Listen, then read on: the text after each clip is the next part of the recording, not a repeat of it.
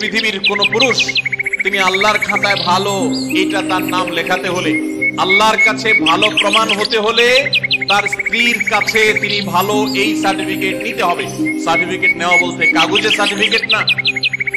যে ব্যক্তি তার আচার আচরণ দ্বারা, তার কর্মকাণ্ড দ্বারায়, তার উত্তম ব্যবহার দ্বারায়, তার সুন্দর আখলাক দ্বারায় তার স্ত্রীকে এতটা সন্তুষ্ট করতে পেরেছে যে স্ত্রী মন থেকে তার স্বামীকে ভালো মানুষ হিসেবে জানে, এই সার্টিফিকেট, এই সাক্ষ্য স্ত্রীর কাছ থেকে এই মূল্যায়ন পাওয়ার আগ পর্যন্ত মানুষ আল্লাহর কাছে শ্রেষ্ঠ হয় না। নবী সাল্লাল্লাহু আলাইহি সাল্লাম এই ঐতিহাসিক বাণীর মাধ্যমে নারী জাতিকে কোন মর্যাদা আসীন করেছে চিন্তা করুন। আমাদের দেশের চারিত্রিক সনদপত্র বিভিন্ন জনপ্রতিনিধিগণ ইস্যু করে থাকেন, মেম্বার, চেয়ারম্যান, কমিশনাররা দিয়ে থাকেন। এর ফলে তাদের একটা মর্যাদা বোঝা যায় যে তারা সাধারণ নাগরিকের, সাধারণ মানুষের, সর্বস্তরের মানুষের চারিত্রিক সনদপত্র ইস্যু করে থাকে।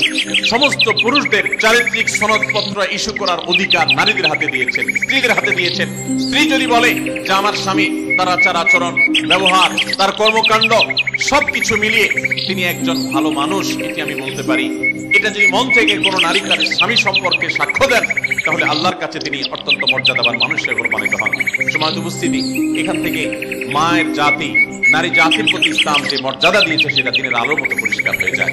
নবী করিম সাল্লাল্লাহু আলাইহি সাল্লাম আরো বলেছেন, ওয়া আনা খায়রুকুম লি আহলি, তোমরা প্রত্যেকটা পুরুষ তোমাদের স্ত্রীদের কাছে ভালো আচরণ করে যতটা ভালো হতে পেরেছো, নবী সাল্লাল্লাহু আলাইহি সাল্লাম তার নিজের কথা বলেছেন। 9 জন স্ত্রী থাকার পরেও তিনি তাদের সম্পর্কে তার নিজের বক্তব্য হলো যে আমি আমার সমস্ত স্ত্রীদের কাছে, তোমরা যতটা ভালো হতে পারো স্ত্রীদের কাছে, আমি হলাম তোমাদের চাইতেও আমার স্ত্রীর কাছে বেশি ভালো। অর্থাৎ আমার স্ত্রীরা আমাকে ভালো বলে, এত বেশি জানে যেটা তোমাদেরকে তোমাদের স্ত্রীরা জানা। কত বেশি উত্তম আচরণ করলে নবী সাল্লাল্লাহু আলাইহি সাল্লাম এই আসনে আসীন হতে পেরেছে।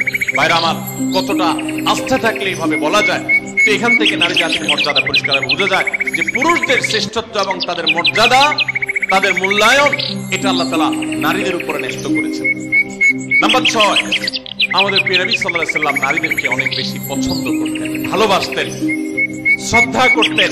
এর মানে হলো, আপনারা জানেন, মা এবং বাবা উভয়ের মর্যাদা বর্ণনা করতে গিয়ে নবী সাল্লাল্লাহু আলাইহি সাল্লাম কার মর্যাদা বেশি বর্ণনা করেছেন, বাবার না মায়ের? মায়ের। তাহলে এখানে নারীকে নবী সাল্লাল্লাহু আলাইহি সাল্লাম অগ্রাধিকার দিয়েছেন।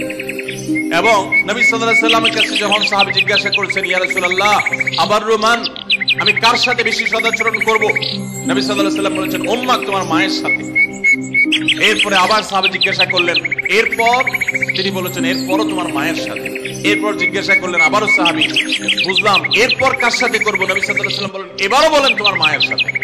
তারপর যখন সাহাবী জিজ্ঞাসা করলেন চতুর্থবার, তখন বললেন তোমার বাবার সাথে। তার মানে 3টা পুরস্কার যদি থাকে,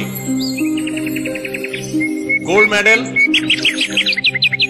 ব্রোঞ্জ মেডেল, সিলভার মেডেল, এই সব মেডেল পুরস্কারগুলো একেবারে প্রথম, দ্বিতীয়, তৃতীয় সব পুরস্কারগুলো নবী সাল্লাল্লাহু আলাইহি ওয়াসাল্লাম দিয়েছেন মাকে। আর 4